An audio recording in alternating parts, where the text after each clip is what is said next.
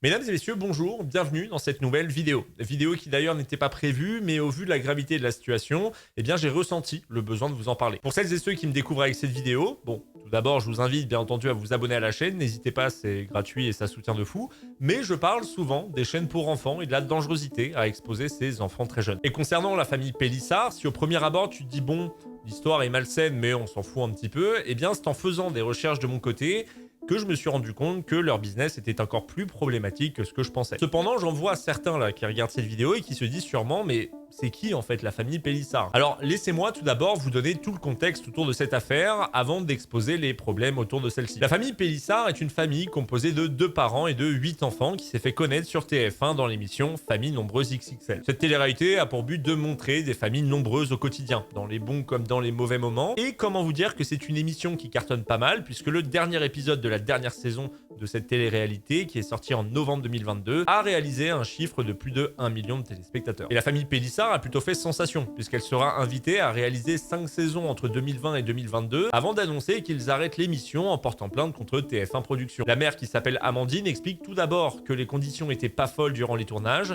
et qu'elle pensait que c'était à la base un documentaire, et non une télé-réalité. Quelle désillusion quand ils se sont rendus compte que pour les besoins de l'émission, il fallait scénariser certaines scènes, et que du coup, tout n'était pas authentique. Mais surtout, selon les dires d'Amandine, eh bien TF1 mettrait ses enfants en danger. Alors pour le moment, vous voyez pas l'ironie de la situation, mais gardez bien la phrase TF1 met mes enfants en danger de côté, parce que vous allez voir que c'est quand même très cocasse. Mais cette émission a permis à la famille de gagner une popularité non négligeable, puisque ça va permettre à celle-ci de débloquer des placements de produits avec des marques sur le réseau social préféré des stars de télé-réalité, Instagram. C'est en ayant plus de 300 000 followers que la famille arrive à gagner de l'argent, lui permettant de rebondir après 2 années passées à la télévision. Et c'est maintenant que nous arrivons au plus croustillant. Le 8 décembre 2022, Amandine Pélissard se lance sur Mime. Alors vous ne connaissez peut-être pas Mime, donc pour vous expliquer très rapidement, Mime c'est comme OnlyFans. En gros, tu dépenses de l'argent pour avoir des photos qui bien souvent sont érotiques. Et là, c'est en payant moins de 10 € que tu pourras bénéficier de photos coquines de cette mère de 8 enfants. Bref, suite à cette reconversion, nous arrivons au moment où vous comme moi avons connu cette famille, la vidéo de Jérém Star qui s'intitule En immersion dans le X avec la famille Pélissard. Dans cette vidéo, le couple montre leur quotidien, du contenu érotique à la vie de famille. Cette vidéo a fait beaucoup polémique et justement, on parlera de certains passages de cette vidéo après la mise en contexte parce que vous allez voir, le level de malsénité est quand même très affolant. Et suite à cette vidéo, bien entendu, Touche pas à mon poste a invité les parents afin de faire un faux débat avec des animateurs qui sont juste là pour clasher les parents, qui essayent de se défendre comme ils peuvent, mais sans succès. Bref, maintenant que je vous ai balancé tout le contexte, il est temps de vous parler des gros problèmes autour de l'activité des parents. Pour vous parler de ces problèmes, je vais utiliser la vidéo de Jérém Star comme support, et je vais seulement prendre quelques passages. Si vous voulez une réaction entière sur la vidéo de ma part, eh bien je l'ai regardée en live sur Twitch. Donc quoi qu'il arrive, je vous mets le lien de la rediffusion dans la description si vous voulez voir mon avis complet sur cette vidéo qui est, on peut le dire, quand même assez scandaleuse. Et en parlant de cette vidéo, je vous mets également le lien de celle-ci en description si vous voulez juste regarder la vidéo sans réaction, bien entendu. Bref, on peut commencer. Tu l'as? C'est pas toi qui as Attends, fait qu'est-ce que c'est que ces histoires de fouet de tapette là? Tu rigoles? Non. Quoi? Non mais c'est une blague! Non mais attends, sous le canapé où les gosses regardent des dessins animés, il y a tout ça? Ah, j'ose même pas savoir où ça a traîné. Ça, on l'introduit nulle part. Ah bah, C'était pour taper. j'espère bien, mais non, mais c'est un On fait caméra. quoi, on fait avec le C'est une fouet, caméra ou, cachée là ou c'est réel? Mais on dirait un club échangiste ou un... Ce passage a fait beaucoup polémique et la raison est simple, c'est qu'il y a les accessoires de ce couple dans le canapé familial et en libre accès bien entendu. C'est-à-dire que ton enfant de 10 ans qui a assez de force, s'il lève cette partie du canapé, eh bien il tombe sur les jouets de maman. Et je pense que tout le monde se rejoint pour dire que c'est quand même un très gros problème. Alors la maman s'est défendue sur Touche pas à mon poste en disant que c'était pour les besoins de la vidéo. Les petits accessoires dans le coffre du convertible qui ne sont pas un tiroir à simplement tirer, on est bien d'accord, c'est un convertible qui est verrouillé, que les enfants ne savent absolument pas ouvrir d'une part, d'autre part. Nos accessoires ne sont pas rangés là du tout.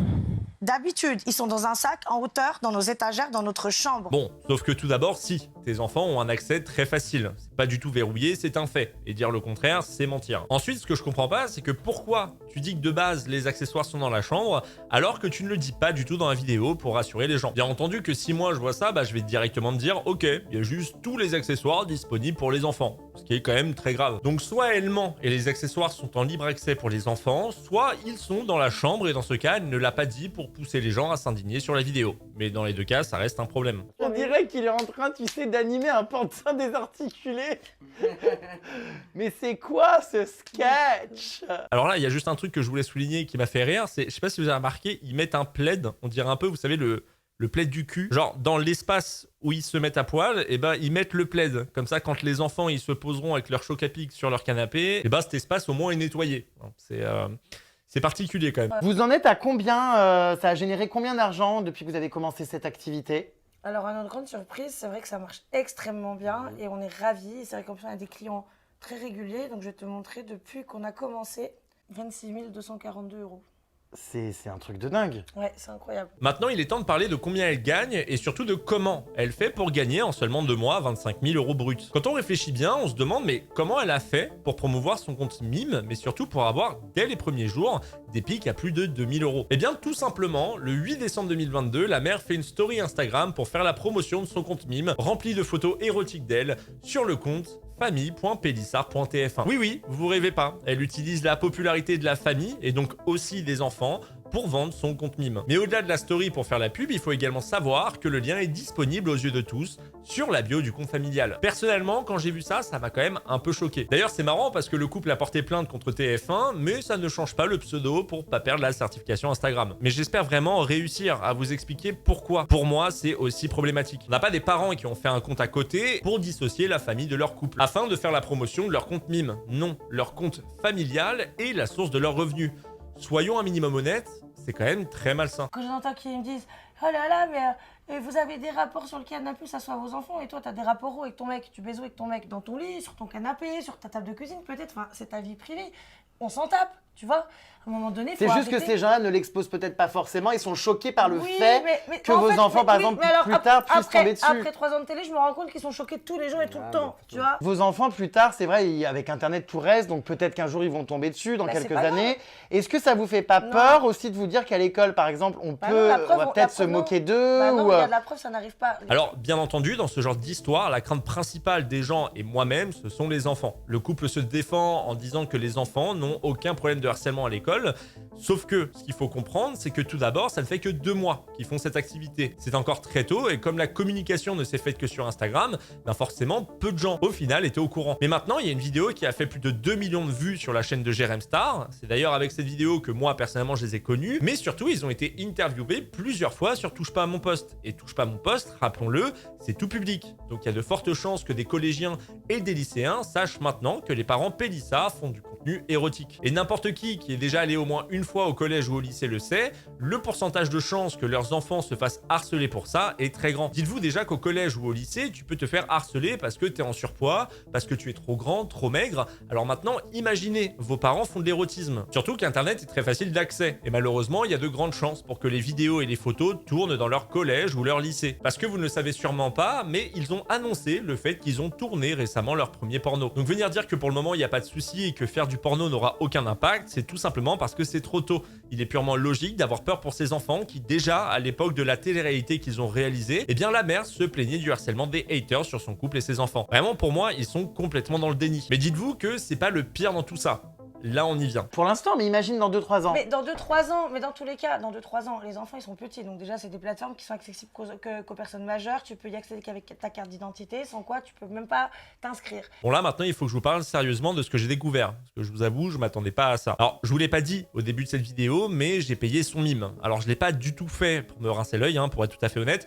Je l'ai fait parce que j'avais une idée derrière la tête. Bon, tout d'abord, avant de confirmer ton âge, tu peux naviguer sur la plateforme et tomber sur des photos publiques. D'ailleurs, ce qui est assez drôle, c'est qu'à l'époque où j'avais payé le compte mime de Emma Cakeup pour les besoins d'une vidéo, oui, je vous jure, au cas où je vous mets quand même la vidéo en fiche parce que sinon vous n'allez pas me croire, eh bien, je n'avais pas renseigné mon âge et j'ai pu prendre l'abonnement sans problème. Là, concernant Amandine, c'était différent. J'ai voulu payer l'abonnement, mais quand j'ai cliqué sur l'onglet, eh bien, on m'a demandé de valider mon âge. Et là, pour le coup, ce qu'elle dit est vrai. Il faut avoir plus de 18 ans pour prendre un abonnement chez elle. Alors, je vous l'avoue, quand il a fallu renseigner l'âge, j'ai eu un peu la flemme le jour même. Donc, je suis passé à autre chose. Sauf que, et vous allez voir, c'est là où c'est drôle, mais surtout grave, c'est que dans la journée, j'ai reçu un message privé de la part d'Amandine. Elle me dit de ne pas hésiter à prendre un abonnement et qu'en plus, j'ai une réduction avec son code promo. Alors oui, c'est un message automatique qui s'envoie quand tu essayes de t'abonner. Et d'ailleurs, j'ai reçu exactement le même message sur 2 comptes différents pour te pousser, bien entendu, à payer. D'ailleurs, c'est drôle de se dire que quand tu essayes de t'abonner, mais que tu n'y arrives pas, ils ont la notification de ça et donc du coup, ils peuvent essayer de te pousser à t'abonner. Je vous partage l'information, peut-être que beaucoup d'entre vous ne le savaient pas, voilà,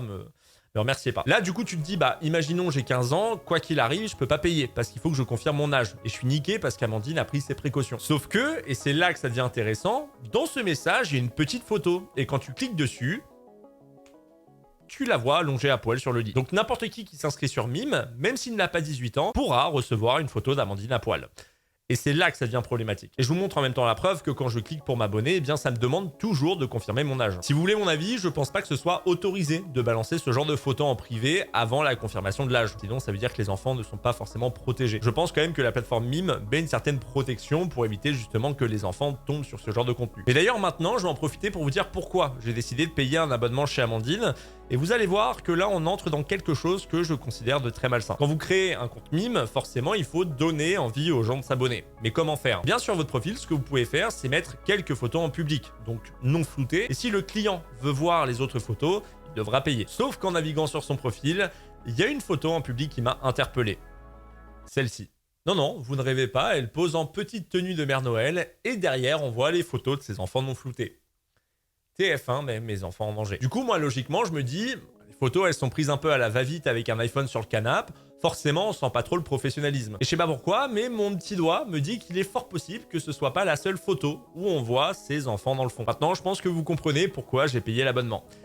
Et sur quoi je suis tombé? Sur les 78 posts, il y en a 16 où on aperçoit les photos des enfants non floutés. Ça représente quand même 20% des photos, soit une photo sur 5. Et encore là, je parle que des photos de famille, parce que sinon, on voit tous les prénoms sur presque chacune des photos. Et surtout, mention spéciale à cette photo où il y a carrément les jouets des petits en fond. Et personnellement, je trouve ça très grave. Laisser les photos de ces enfants sur un contenu érotique, n'importe qui trouverait ça malsain. Et je me devais de vous le partager si vous aviez encore des scrupules à défendre ce couple, qui laissent, quoi qu'il arrive, passer leurs intérêts avant la sécurité de leur famille. Pour terminer, je vous laisse avec ce passage et ensuite on fera une petite conclusion sur tout ça. Quel est le programme après le repas, après que les gosses soient à l'école, où on reprend la création de contenu, c'est ça? Bah oui. Ah oui, c'est non-stop. Là, Bah vous oui, prenez de l'avance dans vos contenus? Maintenant, on a beaucoup de demandes. Il faut fixer les prix, puis il faut faire des contenus, les envoyer, quoi. Il avait l'habit de Jersey l'autre fois. Ah! À force, il y a des jours où on est très productif, quoi, hein, on va dire. Oui, elle parle bien de la teuf de son beau-père et de son activité sexuelle devant son gosse. Alors, je vous invite réellement à regarder tout ce passage dans votre coin. Pour être tout à fait honnête, moi, personnellement, j'ai trouvé ça très gênant. Bref, maintenant, j'aimerais conclure. Malgré sa défense, pour moi, il y a beaucoup trop de problèmes qui risquent d'avoir un impact sur les enfants dans le futur. Déjà qu'ils ont participé à 5 saisons d'une télé-réalité à leur âge, ce qui est quand même jeune, mais surtout maintenant, ils deviennent une source de revenus pour les parents. Puisque je le rappelle, toute la communication s'est faite autour du compte Instagram familial. D'ailleurs, autre fait que je trouve également très malsain, après la sortie de la vidéo de Jérém Star qui s'intitule quand même En immersion dans le X avec la famille Pélissard, le compte Instagram de la famille a gagné des followers. C'est-à-dire que maintenant les gens follow pour avoir les actus du couple sur le compte où on voit les enfants dessus. Mais pour moi, le pire reste la conscience des parents dans cette histoire. Ils n'ont même pas la présence d'esprit de flouter les photos ou même de retirer les cadres lors du shooting pour le mime. Alors même si sur les dernières photos on sent un petit effort, faut quand même se dire que rien qu'avec le mode portrait sur l'iPhone, il y a un flou de base. C'est quand même très facile. Il y a absolument rien qui montre qu'ils veulent protéger leurs enfants dans cette histoire. Et je le répéterai toujours, mais on s'en fout de votre activité, de vous les parents. Vous êtes libre de créer le contenu que vous souhaitez tant que c'est légal. Si tout le monde s'est indigné, c'est parce qu'on ne peut que se dire que les enfants vont payer dans le futur et que surtout votre intérêt passe avant leur protection. Je suis d'accord sur le fait que par moment, les haters critiquent pour critiquer. Mais dans cette histoire, j'invite fortement les parents à prendre du recul sur la situation afin de rendre leur activité plus saine pour eux et pour leurs enfants. Je vous remercie d'avoir regardé cette vidéo. Je pense qu'il était important de la faire après ce que j'ai pu voir quand même, parce que je vais être honnête, mais le coup des photos des enfants dans le fond sur les photos érotiques, là, ça m'a un petit peu tendu. En tout cas, je vous invite à partager cette vidéo. Également, je vous invite à vous abonner à la chaîne si c'est pas encore déjà fait. Également, cette fois-ci, je vous invite à suivre mon serveur Discord. J'ai dans l'idée de faire des petits concours dans le futur qui risquent de fortement vous plaire. Voilà, donc n'hésitez pas, le lien, quoi qu'il arrive, est en description. Il est temps pour moi de vous laisser. Merci à toutes et à tous. Je vous dis à très bientôt. Portez-vous bien, prenez soin de vous, profitez de la vie. C'était Sir Gibbsy.